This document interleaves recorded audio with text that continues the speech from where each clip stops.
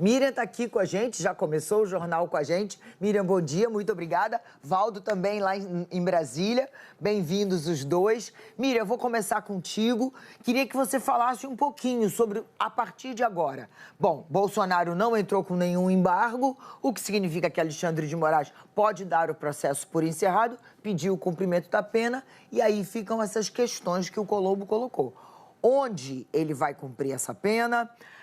Quem vai receber o legado político dele? Enfim, tem uma série de questões que se apresentam daqui para frente. Exatamente, Leilane, bom dia para você, bom dia Camila, Valdo, Colombo, bom dia a todas as pessoas que estão no Conexão.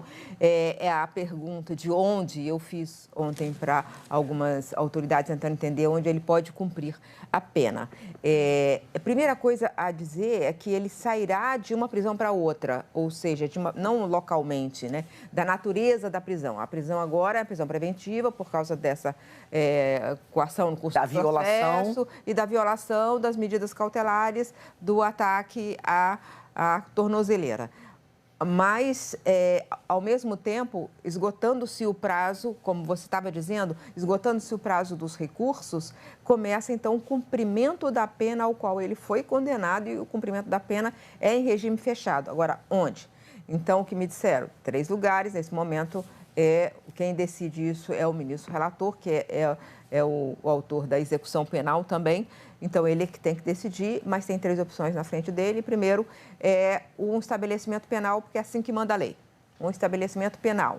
Então, seria Papuda. Tem gente argumentando que isso pode ficar... tem um simbolismo muito grande, porque é uma prisão, é conhecida apesar de ter uma área VIP na Papuda, né?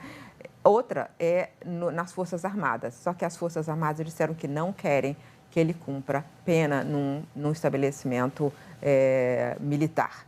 Eles já vão receber os outros condenados, generais e almirantes, mas não gostariam de receber porque já está muito marcado, as Forças Armadas muito marcado por todo esse episódio. Então, sobraria, por exclusão, se considerar que não é a Papuda, sobraria por exclusão a Polícia Federal. A Polícia Federal era para um período curto, não para um período de cumprimento de pena. Então, eles ainda estão olhando essas três alternativas para saber o que fazer, para onde ele vai. Ainda não está decidido. Quem decide isso, quem bate martelo, é Alexandre de Moraes. Muito provavelmente está fora de cogitação a prisão domiciliar depois dos últimos acontecimentos. Sim, isso também me foi dito com todas as letras, porque ele exatamente ao ferir a medida cautelar, ele também perdeu a possibilidade de voltar para casa, então de voltar à prisão domiciliar. Então, ele deve ficar em algum estabelecimento público, mas ainda não se sabe. Está diante desses 3 caminhos aí. Pode acabar sendo, de fato, Papuda, porque a Polícia Federal, por um período, sim, mas não por um período assim tão longo. Lembrando que o ex-presidente Lula ficou na Polícia Federal porque ele não era transitado em julgado. Agora é transitado em julgado, então não faz sentido ficar na Polícia Federal. Sobre esse outro ponto que você falou... Vamos falar da sua coluna de hoje, gente. Eu já li a coluna da Miriam, tenho certeza que meus colegas também. E a Miriam deixa claro que Bolsonaro está duplamente fora do jogo. Primeiro, porque está preso. Segundo, porque está inelegível. Mas era o que a gente comentava, Colombo até falou sobre isso. Ele tem um capital político, isso é inegável. O que vai ser feito desse capital político? O que ficou claro durante todos esses últimos anos é que tem uma direita no Brasil, né, forte, uma direita que tem um percentual grande do eleitorado, talvez 30%, e essa direita foi galvanizada ontem eu ouvi a expressão, indevidamente galvanizada pelo Jair Bolsonaro, porque ele levou a direita muito para a extrema-direita, mas esse capital político permanece os que defendem essa opção para o país, tem essa visão. O problema todo que o país tem, a democracia brasileira tem, é que a direita não se separou das ideias golpistas, tanto que os líderes, os candidatáveis dessa direita, principalmente o governador de São Paulo, Tarcísio de Freitas, ele em nenhum momento ele condenou o golpe em si, né?